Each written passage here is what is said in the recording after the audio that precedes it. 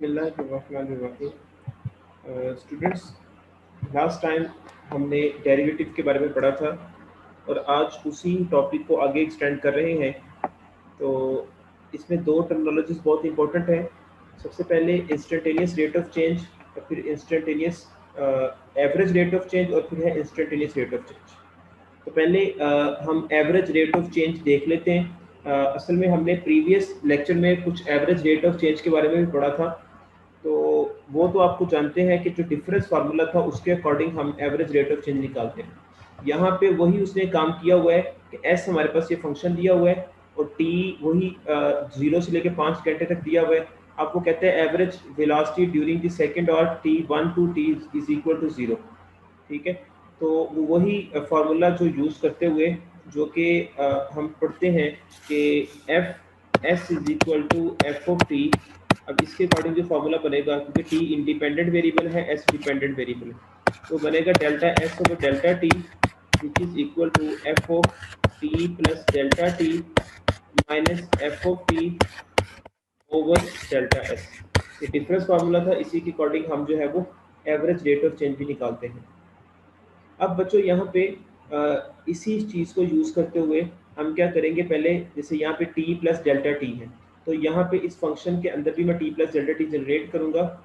ठीक है, यहाँ पे t प्लस डेल्टा टी और उसके अकॉर्डिंग देखूंगा तो हमारे पास ये F of two minus F of N यहाँ पे बनेंगे।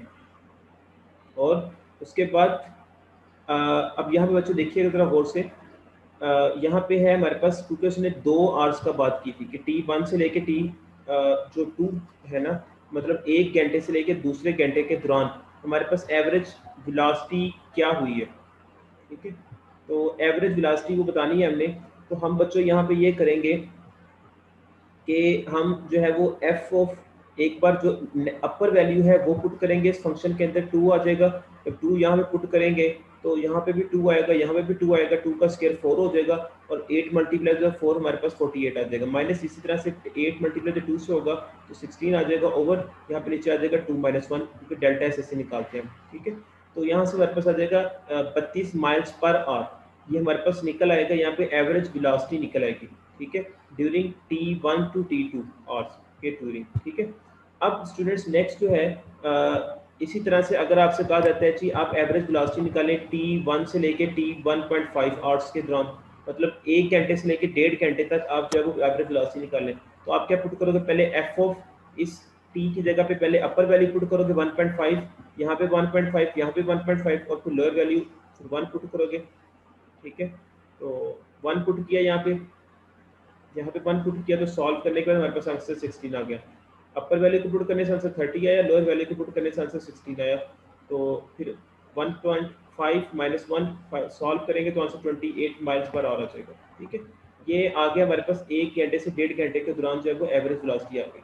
इसी तरह से 1 घंटे से 1.1 आवर्स तक कितनी वेलोसिटी होगी, वो इतनी आ जाएगी। ठीक है, इसी तरह से नेक्स्ट के लिए, तो इस तरह ये एवरेज वेलोसिटी हम इजीली निकाल सकते हैं। अब नेक्स्ट निकालना है इंस्टेंटेनियस रेट ऑफ चेंज। अब instantaneous rate of change, instantaneous का बच्चों मतलब होता है कि लम्हाती चेंज। ठीक है, तो वो कैसे निकालेंगे। अब the instantaneous velocity at t is equal to 1 can be defined as this limiting value. To determine this limiting value we could compute। तो आपसे कहा जाता है कि आप इंस्टेंटेनियस वेलोसिटी निकालें t is equal to 1 पे। ठीक है, मतलब जब 1 घंटा गुजरा होगा तो उसी घंटे पे आपने जो है वो इंस्टेंटेनियस वेलोसिटी निकालनी है। तो फिर मैं क्या करूंगा, वहां पे जब इंस्टेंटेनियस की बात आ जाएगी तो फौरन से मैं लिमिट लूंगा, वहां क्या लूंगा, लिमिट लूंगा, लिमिट t गोज टू 1। ठीक है, अब किसके अंदर 1 पुट करना है, अब वही वैल्यू जो हमारे पास फंक्शन था। ठीक है, कि अब देखो t1 है ना हमारे पास यहाँ पे, तो f ऑफ t हमारे पास जो फंक्शन था पहले वो आएगा, माइनस फिर f ऑफ 1, ठीक है, जिसपे था ओवर t माइनस 1। इसी तरह से अब f ऑफ t वाला फंक्शन जो था वो एज इट इज आ गया यहाँ पे, माइनस f ऑफ 1 हमारे पास बच्चों क्या था, वही जो हमारे पास यहाँ पे फंक्शन था बच्चों, ये वाला फंक्शन जो था, इसके अंदर 1 पुट किया तो यहाँ पे 1, यहाँ पे 1, तो हमारे पास सॉल्व करने के बाद रिजल्ट बनेगा बच्चों वो 16 बन गया। इसी तरह से इसको मजीद सिंपलीफाई करते जाएं, 8 कॉमन आ जाएगा, फिर उसके बाद ऊपर से फैक्टर बन जाएंगे ये। ठीक है, और फिर उसके बाद ये फैक्टर बनने के बाद ये t-1 से कैंसिल हो जाएगा, पीछे 8 इंटू टी प्लस 2 रह गया, और अब लिमिट जब अप्लाई करेंगे इसके ऊपर तो हमारे पास आपको पता है लिमिट कैसे अप्लाई करते हैं, टी की जगह पे 1 आ जाएगा, अब 2 और 1 3, 8 3 जा 24, तो यहाँ पे आ जाएगा हमारे पास इंस्टेंटेनियस वेलोसिटी जो आ जाएगी at T is equal to 1, तो वो ऐसे निकलेगी। अब बच्चों यहाँ पे आपको एक चीज ध्यान में रखनी नशीन करनी है कि अब आपसे कभी पूछा जाए कि what is the difference between average rate of change और इंस्टेंटेनियस रेट ऑफ चेंज, तो you can say easily average rate of change we can find easily from the difference formula, and the instantaneous rate of change is we will find by applying the limiting value at that point। जिस point पे कहा जाए हमारे पास limiting value निकालने के लिए तो उसकी लिमिट ले लेंगे तो उस फंक्शन की, तो हमारे पास वहां पे वो एवरेज वेलोसिटी आ जाएगी उस पॉइंट के ऊपर, ठीक है। अब नेक्स्ट है बच्चों geometrical interpretation of the derivative, के डेरिवेटिव हमारे पास जो है वो जो हमने बात करी थी कि डेरिवेटिव के बारे में मैंने पढ़ा था कि ये derivative basically rate of change होता है, ठीक है। अब देखिए नजर आ रहा है यहाँ पे आपको formula F of X plus delta x, यहाँ पे डेल्टा मैंने दूसरी तरीके से लिखा हुआ है, यहाँ पे डेल्टा जो है वो ऐसे लिखा हुआ है, ठीक है। तो डेल्टा आप ऐसे भी लिख सकते हो, आप ऐसे भी लिख सकते हो, एक ही बात है, ठीक है। अब मुझे एग्जैक्ट याद नहीं इस वक्त कि आई थिंक ये लोअर केस है और ये अपर केस है डेल्टा का।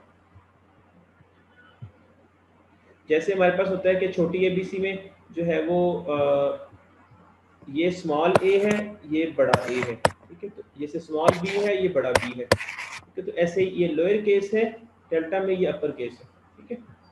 तो मैंने यहाँ पे लोअर केस यूज किया हुआ है तो इसमें कोई इशू नहीं है। तो अब यहाँ पे वही बात जो डिफरेंस फार्मूला मैंने लास्ट टाइम आपको बताया था वो तो मैंने सिंपली आपको बता दिया था यहाँ पे सिंपल बता के तरीके से, लेकिन अब यहाँ पे मैंने limit delta x goes to 0 और साथ ये डिफरेंस फार्मूला जब अप्लाई होता है तो इतने पूरी चीज को हम बोलते हैं डेरिवेटिव, मतलब rate of change of any function at that point, ठीक है। तो वो इस तरह निकालते हैं। अब कैसे निकालेंगे इसके लिए मैंने आपको जो है वो इसका प्रूफ बता देता हूँ। First of all consider 2 points P and Q in the figure. आप देखेंगे तो figure X Y plane draw किया और उसमें आपने जो है वो एक कर्व ली, ये कर्व हमारे पास जो है y equal to F of X है और इस फंक्शन का नाम एक्सप्लिसिट फंक्शन है। एक इम्प्लिसिट फंक्शन भी होता है, मैं उस डिटेल में नहीं जाता, लेकिन आपने याद रखना है कि y equal to F of X हमारे पास जो है वो एक्सप्लिसिट फंक्शन है और इसमें x जो है वो इंडिपेंडेंट वेरिएबल है और y हमारे पास बच्चों डिपेंडेंट वेरिएबल है। मैंने इस कर्व के ऊपर 2 पॉइंट लिए, ठीक है, एक पॉइंट P ले लिया, एक पॉइंट Q ले लिया। जैसे मैंने प्रीवियस लेक्चर में बताया था कि x comma F of x यहाँ पे ऐड करेंगे, इसके अंदर जब चेंज ऐड करेंगे तो x के अंदर चेंज होगी x प्लस डेल्टा x और एफ ऑफ एक्स के अंदर चेंज होगी F of X plus delta x। तो ये मेरे पास पॉइंट्स क्रिएट हो जाएंगे। यहाँ से परपेंडिकुलर ड्रॉ करूंगा तो उसको m कह दिया, यहाँ से परपेंडिकुलर ड्रॉ किया तो इसको n कह दिया, यहाँ से इधर को लाइन ड्रॉ की तो r आ गया, ठीक है, और ये ओरिजिन को o कहते हैं। अब यहाँ पे मैंने एक लाइन ड्रॉ की थी, ये वाली सीधी लाइन जो कि P और Q से पास करती है, इस लाइन को हम सीक्रेट लाइन बोलते हैं। ऐसी लाइन जो कि किसी भी कर्व के दोनों एंड पॉइंट्स को टच करके बाहर निकल जाए लाइन, तो उसको सीक्रेट लाइन बोलते हैं। देखो अब इस कर्व के y equal to F of X के जो ऐसे कर्व है तो उसके दोनों एंड पॉइंट्स को टच करने के बाद ये लाइन बाहर निकल आई, तो ऐसे एक लाइन को हम कहेंगे सीक्रेट लाइन और इस वजह से मैंने इसको s का नाम दे दिया। तो वही बात, consider 2 points P and Q in the figure, is a straight line connecting these 2 points on F is referred to as a secant line। तो ये जो स्ट्रेट लाइन है ये secant लाइन होगी। अब यहां से बच्चों हमारे पास क्या होगा, आर क्यू, ये जो फासला है आर क्यू, तो मुझे बताएं जरा यहाँ पे आर क्यू जो है वो इक्वल किसके होगी।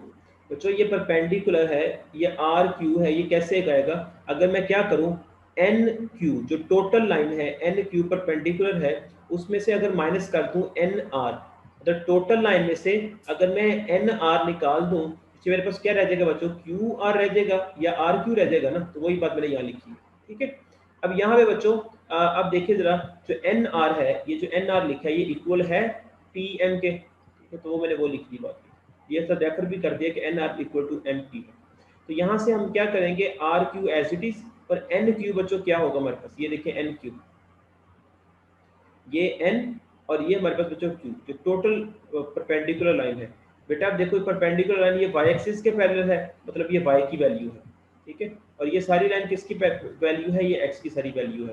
तो ये परपेंडिकुलर वैल्यू सारी वाई की है। तो वाई में हमारे पास क्या बताया गया है, यहाँ पे हमारे पास वाई में मतलब बताया गया है कि F of X plus delta x, तो वो मैंने लिख दिया F of X plus delta X minus ये ऐसे एम पी किसको कहते हैं। अब बच्चों देखें एम पी, ये एम और ये पी, ठीक है। और एम पी बच्चों हमारे पास क्या है, यहाँ पे ये भी परपेंडिकुलर लाइन है और ये y है हमारे पास, और ये y हमारे पास यहाँ पे पॉइंट पे कितना दिया हुआ है f ऑफ x, क्योंकि पहला x होता है दूसरा y होता है, और y यहाँ पे f ऑफ x दिया हुआ दूसरे वाले में f ऑफ x आता है। तो यहाँ से मैंने आर क्यू की वैल्यू निकाल ली, ये आर क्यू की वैल्यू क्या होगी, f of x plus delta X minus f of x, ठीक है। एंड इसी तरह से मैं x एक्सिस की वैल्यू निकालूंगा। अब देखते हैं पी आर, देखो ये p बच्चों, ये P और यहाँ पे ये R हमारे पास, ठीक है। ये P और R ये कैसे ऑब्टेन्ड होता है, जो कि इक्वल है एम एन के, ठीक है। पी आर इक्वल है एम एन के, is equal to O N में से, टोटल में से माइनस करते हैं ओ एम, ठीक है। अब टोटल का आंसर कितना है, ओ से लेके एन तक, वो हमारे पास बच्चों जो है वो क्या है, वैसे तो मुझे पता है कि ये O से लेके n तक मेरे पास कितना है, क्योंकि n हमारे पास क्योंकि x एक्सिस पे है, तो इधर से देखेंगे हमारे पास ये point x plus delta x वो आ गया, माइनस माइनस से, और ओ एम जो है O से लेके m तक फासला कितना है, वो x का है, वो x आ गया ऐसे, x एक्स से कहते पीछे क्या रह गया, डेल्टा एक्स। तो यहाँ से पी आर की वैल्यू भी आ गई। अब हम क्या करेंगे कि आर क्यू और P R, now thus R Q और P R which is equal to, अब देखो यहाँ पे आर क्यू और पी आर देखना होगा गौर से बेटा, आर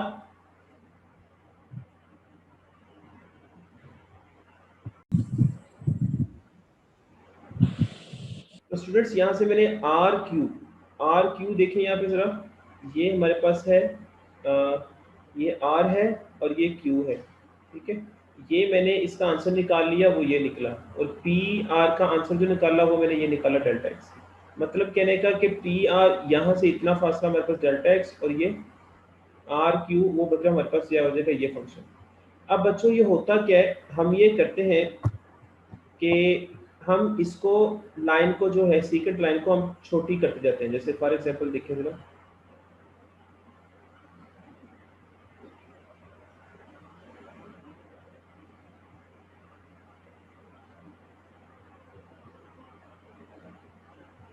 हम क्या करते हैं, जैसे ये लाइन थी हम ऐसे करीब लाते जाते हैं, ठीक है,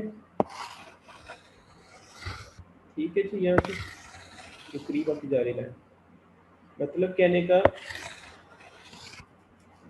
कि हमारे पास आखिरकार क्या होगा कि यहाँ पे जो पी लाइन पे टेंजेंट है वो बिल्कुल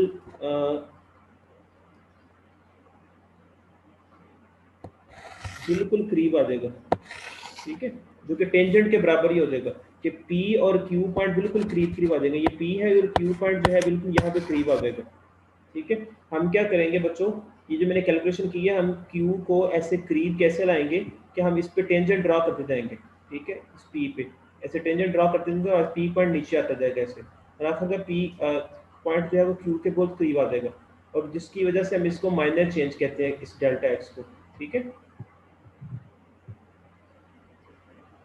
तो फिर बच्चों हम क्या करेंगे, जब ये Q point basically tangent line के ऊपर ही आ जाएगा, तो उस वक्त हम जो है वो उसको बोलेंगे रेट ऑफ चेंज, ठीक है जी। अब हम देखें यहाँ पे डिवाइड करते हैं आर क्यू को, डिवाइड करते हैं पी आर के ऊपर, तो वहाँ से हमारे पास क्या आंसर बनता है, देखो अब यहाँ से आर क्यू ये बेस है, और आर क्यू और ये पी आर जो कि बेस है पी आर, और आर क्यू परपेंडिकुलर है। तो इसको जब डिवाइड करते हैं आर क्यू को ऊपर रखते हैं, मतलब अमूद को परपेंडिकुलर को ऊपर रखा और बेस को नीचे रखा, तो वो इक्वल किसके होते हैं, टेन थीटा के। अब यहाँ पे ये वाला एंगल कौन सा है, ठीक है, टेन।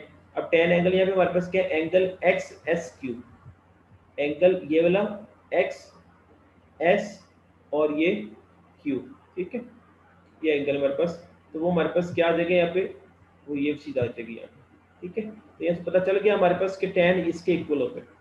अब बच्चों यहाँ से in other words we can say that removing secant line, अगर हम सीकेंट लाइन को रिमूव कर दें, approaches to the tangent line PT, अगर मैं इस सीकेंट लाइन को रिमूव कर दूं, दी एस वाली लाइन है सीधी जा रही है, ये खत्म कर दूं, तो ये टेंजेंट लाइन बन जाए जो मैंने ये ड्रॉ की है T वाली लाइन, ठीक है।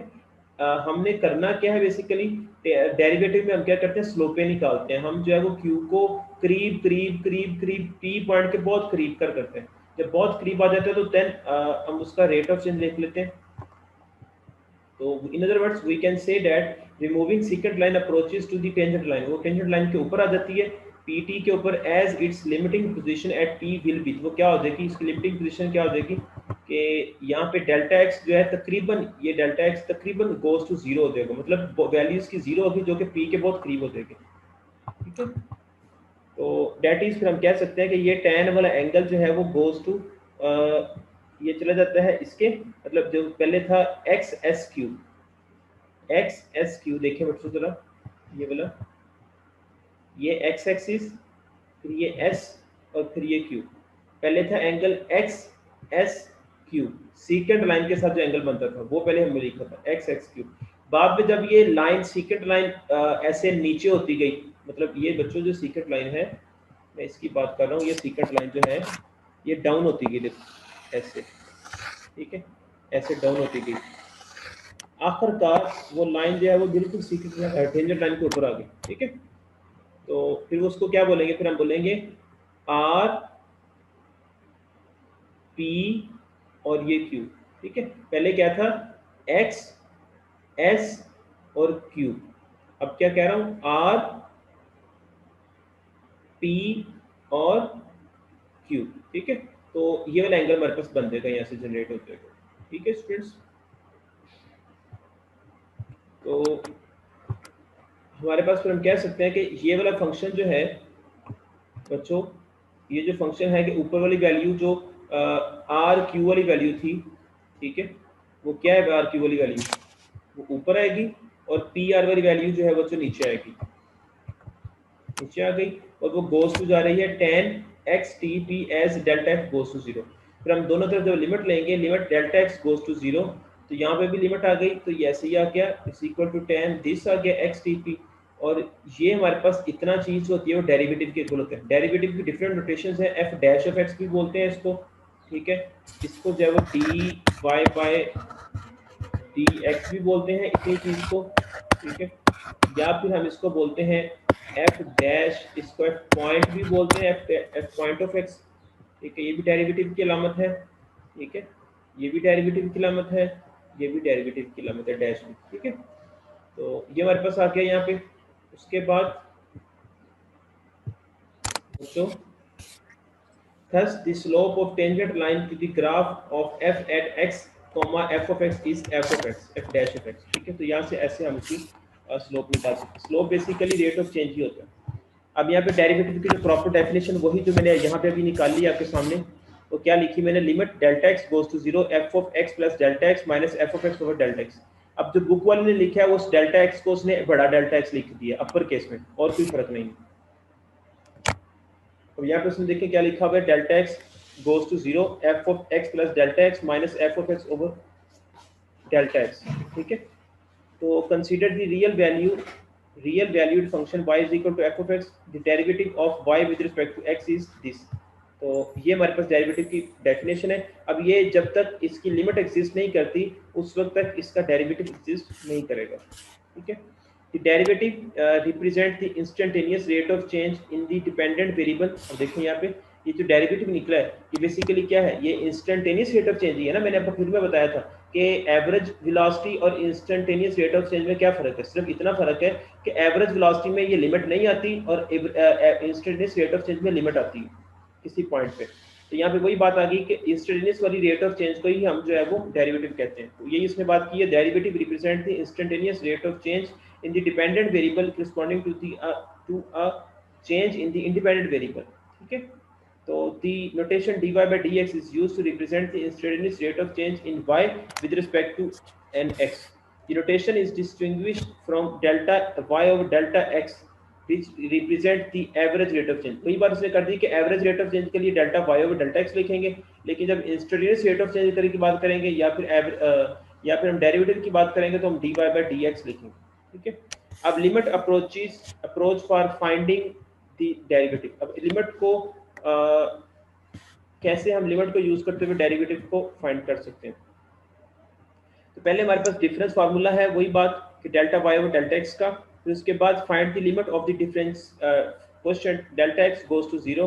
तो हम दोनों तरफ क्या ले लेंगे, लिमिट ले लेंगे। डेल्टा एक्स जो फ्रैक्शन से नीचे होती है ना वैल्यू, उसी के रिस्पेक्ट लिमिट लेते हैं normally. Delta limit delta x goes to zero, delta x goes to zero. ठीक है, मतलब कहने का कि जब मैंने इसकी दोनों तरफ, इसकी तरफ लिमिट ली delta x goes to zero, और यहाँ पे भी delta x goes to zero आ जाएगा, फिर क्या होगा, अब ये वाली वैल्यू जो होती है ना इतनी, वो इक्वल होती है d y by d x. ठीक है, उसके बाद अब इसको मैं इसकी एप्लीकेशन करके दिखाता हूँ। फर्स्ट ऑफ ऑल बच्चों, हमारे पास यहाँ पे एक फंक्शन लिखा हुआ है एक्स स्क्वायर। ठीक है, तो वो कहता है कि इसका आपने बताना क्या है, डेरिवेटिव बताना। बेटा जब कभी भी डेरिवेटिव निकालने के लिए कहा जाए तो आपने बच्चों क्या करना है, आप डायरेक्ट डिफरेंस फार्मूला से स्टार्ट भी कर सकते हो, या फिर आप जो है वो जो उसकी बाय डेफिनेशन है उसके तरीके को भी बना सकते हो। बाय डेफिनेशन क्या होता है, अब ये लिखा हुआ है ना फंक्शन, ये वाला, इसको लिखता हूँ y is equal to x square. ठीक है, अब बच्चों मैं यहाँ पे क्या करूंगा, या इसको ऐसे भी लिखते हैं जैसे उसने बुक वाले ने लिखा है, sorry, f of x which is equal to x square, जैसे बुक वाले ने लिखा है। अब क्या होगा बच्चों, ये हमारे पास y है, हम ये करते हैं कि अब y is equal to x as it is रहने देते हैं। अब चेंज करते हैं, सारी बात है, बाय डेफिनेशन कह रहे हैं, तो x के अंदर डेल्टा x चेंज हो जाएगी माइनस उसका स्क्वायर, और y के अंदर चेंज होगी डेल्टा y। ठीक है, मैं स्मॉल लेटर में लिख रहा हूँ, आप कैपिटल में भी लिख सकते हो, उसमें कोई इशू नहीं है। ठीक है, अब y बच्चों यहीं पे रहेगा, और डेल्टा, अब देखिए यहाँ पे जरा, डेल्टा y इधर रहेगा और y उठा के उधर ले जाएंगे। ठीक है, माइनस वाई। ठीक है जी, अब माइनस वाई, अब वाई की वैल्यू हमारे पास शुरू में मैंने फाइंड की थी, वो क्या थी, एक्स स्क्वायर थी, एक्स प्लस डेल्टा एक्स, इसका स्क्वायर माइनस वाई की जगह पे क्या आ जाएगा बच्चों, एक्स स्क्वायर, ये डेल्टा वाई की वैल्यू आ गई। ठीक है जी, अब बच्चों हमारे पास ये चीज आ गई। अब यहाँ पे दोनों तरफ मैं देखो, अब दोनों तरफ मैं डेल्टा एक्स से खुद से डिवाइड करता हूँ, खुद से डेल्टा एक्स से डिवाइड किया। ठीक है, x plus delta x square minus x square over delta X. ठीक है, तो यहाँ पे बच्चों हमने क्या किया,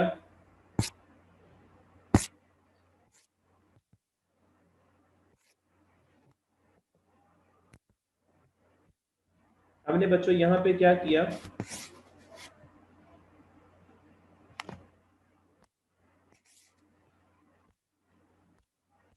हमने यहाँ पे जो है वो ये फ्रैक्शन नीचे आ गई। ठीक है, तो ये चीज़ मैंने फाइंड कर ली, और यही बात यहाँ पे बताई गई है कि डिफरेंस फार्मूला में delta y over delta x is equal to, अब यहाँ पे उसने जो बात लिखी हुई है, मैंने लिखी, उसने लिखी हुई है एफ के रिस्पेक्ट के, उसने यहाँ पे सिंपल फार्मूला लिखा था ना यहाँ पे बच्चों देखें, लेकिन उसने जो वैल्यू पुट करने का आंसर बनाया उसने वो भी बनाया एक्स प्लस डेल्टा एक्स का square minus x square over delta x, वही मेरा निकला हुआ यहाँ पे एक्स प्लस डेल्टा एक्स का square minus x square over delta X. ठीक है, तो आप चाहें तो ऐसे पूरा प्रोसेस यूज करें, बाय डेफिनेशन इसको बोलते हैं, या बाय ए बी इनिटिव बोलते हैं।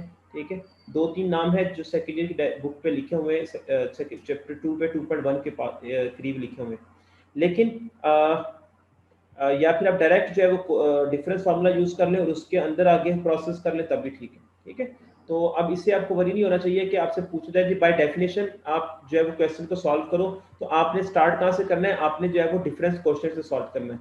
आपको कहा जाए बाय ए बी इनिटो से क्वेश्चन स्टार्ट करें, तो आपने फिर भी जो है वो क्वेश्चन फार्मूला से स्टार्ट करना है, या अगर आप क्या चाहते हैं कि मैं यहाँ से स्टार्ट नहीं करना चाहता, तो आप यहाँ से स्टार्ट कर लें, जैसे प्रॉपर स्टेप्स हैं जो कि पहले y के अंदर चेंज, फिर x के अंदर चेंज, फिर y1 को उठा के उधर लेके, तो फिर y की वैल्यू पुट कर दी, तो फिर देखिए वहां से वही चीज बनती है, तो हमारे पास ये चीज बनी हुई है। ठीक है, तो बच्चा अपर केस में लिख ले, फिर लोअर केस में लिखना, इसमें कोई इशू नहीं। अब यहाँ पे हमारे पास बच्चों डिफरेंस फॉर्मूला आ गया। अब मैंने ये बना लिया, इसके बाद भी आगे वाला भी, अब इसको स्क्वायर ओपन कर लेंगे, ये चीज आ गई, और minus X as it is आ गया ओवर डेल्टा एक्स। अभी माइनस एक्स कैंसिल, पीछे हमारे पास ये रह गया, तो यहाँ से बच्चों डेल्टा एक्स कॉमन निकाल लेंगे, पीछे हमारे पास ये रह गया, और डेल्टा एक्स से कैंसिल हो जाएगा, मीनिंग रह गया 2x प्लस डेल्टा एक्स। तो यहाँ पे लिमिट ले लेंगे, delta x goes to zero, दोनों तरफ ले ली, तो यहाँ से बच्चों हमारे पास क्या आ जाएगा, 2x as it is, delta x की जगह पे जीरो आ जाएगा, तो यहाँ से हमारे पास आ जाएगा 2x सिंपली। इसी तरह से वो कहते हैं तीसरे सवाल में for the function determine the derivative वो कहते हैं फाइंड करो, और दूसरे नंबर पर वो कहते हैं कि इंस्टेंटेनियस रेट ऑफ चेंज निकालो x इज इक्वल टू 0 और x इज इक्वल टू 5 पे।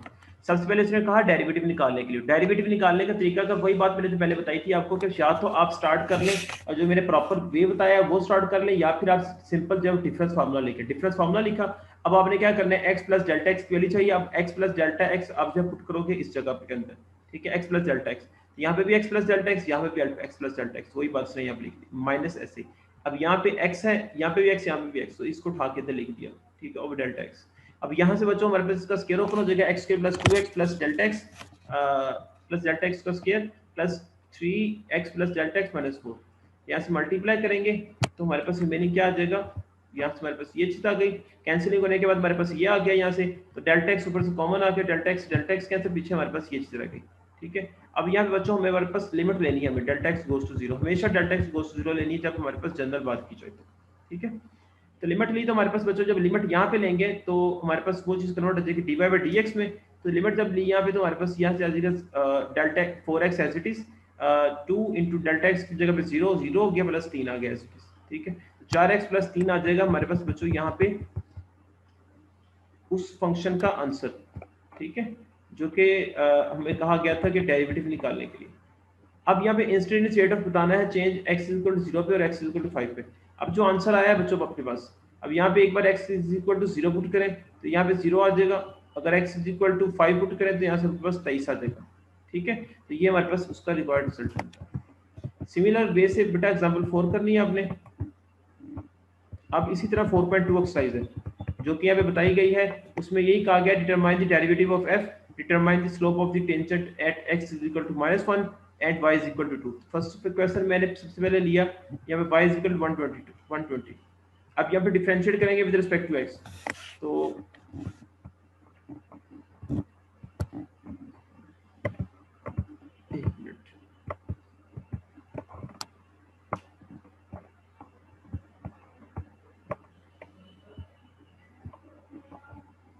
यहाँ पे बच्चों एक्सरसाइज हमारे पास है 4.2, लेकिन मैंने जो है वो 4.2 को ले लगता आगे जाके पेस्ट किए हुए क्वेश्चन, मैं दिखा देता हूँ आपको जरा, थोड़े से गलती से आ गया पीछे 4.3 के क्वेश्चन।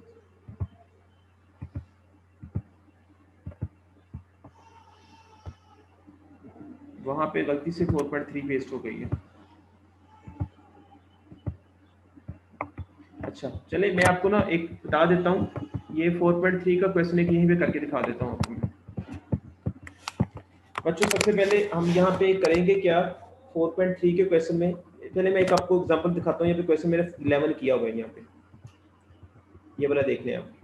अब सबसे पहला काम हमने यहाँ पे क्या करना है, ये इसमें गलती से ये नेक्स्ट एक्सरसाइज के क्वेश्चन थे, वो तस्वीर लेते वक्त गलत तस्वीर ली गई है, वो दूसरे क्वेश्चन यहाँ पे आ गए। अच्छा अब ये 11 क्वेश्चन देख लें। अब इसको कैसे निकालेंगे, सबसे पहले हमने इसका डेरिवेटिव लेना है और फिर उसके बाद उसके बताना है आपने कि उसका instantaneous rate of change at the point बतानी है। सबसे पहले हम इसका डेरिवेटिव लेते हैं, तो डेरिवेटिव लेने के लिए पहले मैं निकालता हूँ डिफरेंस फार्मूला लगाता हूँ, क्योंकि ये डेरिवेटिव ले रहे हैं हम बाय डेफिनेशन या बाय ए बी इनेटो, या फिर तीसरा नाम है कि bye difference formula using difference formula. तो तब आपने इस तरीके से डेरिवेटिव लेना है। नॉर्मली डेरिवेटिव हम जो है वो पावर रूल लगा के या दूसरे तरीके से कर लेते हैं, वो जल्दी हो जाता है, लेकिन वो नेक्स्ट एक्सरसाइज में आएगा हमारे पास। डिफरेंस फार्मूला पहले लिखा मैंने वही, फिर उसके बाद अब देखें x प्लस डेल्टा एक्स है, तो यहाँ पे वैल्यू पुट करेंगे x प्लस डेल्टा एक्स की, तो यहाँ पे 2 ओवर आ जाएगा x प्लस डेल्टा एक्स, यहाँ पे जाके माइनस फार्मूले का माइनस, जब यहाँ पे x पुट करेंगे तो यहाँ पे हमारे पास आ जाएगा 2 over X over x delta X आ जाएगा। अब यहाँ से बच्चों देखिएगा जरा गौर से, डेल्टा एक्स बाहर कॉमन निकालिए, ऊपर से 2 भी कॉमन बाहर निकालिए, पीछे क्या रह गया 1 over x plus delta x और 1 ओवर x रह गया 5, ठीक है। अब यहाँ से बच्चों एलसीएम लेंगे तो x माइनस डेल्टा एक्स आ गया over x into x plus delta x, x से कैंसिल, पीछे हमारे पास क्या रह गया माइनस डेल्टा एक्स से कैंसिल, पीछे -2 आ गया मल्टीप्लाई होके over x into x plus delta X, ठीक है जी। डेल्टा वाई और डेल्टा एक्स का आंसर आ गया। हमें यहाँ से अभी निकाला मैंने डिफरेंस फार्मूला, लेकिन हमें कहा गया था डेरिवेटिव निकालने के लिए। मैं डेरिवेटिव लूंगा कैसे, हमेशा लिमिट लेनी है डेल्टा एक्स गोज टू 0, ये हमेशा लिमिट लेनी है डेल्टा एक्स गोज टू 0 जब भी डेरिवेटिव निकालने के लिए कहा जाए, इंस्टेंटेनियस रेट ऑफ चेंज निकालने के लिए कहा जाए। तो दोनों तरफ ले ली लिमिट, तो जब डेल्टा एक्स यहाँ पे आएगा तो क्या आ जाएगा 0, पीछे क्या रह गया एक्स मल्टीप्लाई एक्स से होगा तो एक्स स्क्वायर आ जाएगा यहाँ पे, तो -2 ओवर एक्स स्क्वायर आ गया यहाँ, ठीक है जी बच्चों। अब यहाँ पे उसने कहा हुआ है कि determine the slope of tangent at x is equal to -1 और x इज इक्वल टू 2।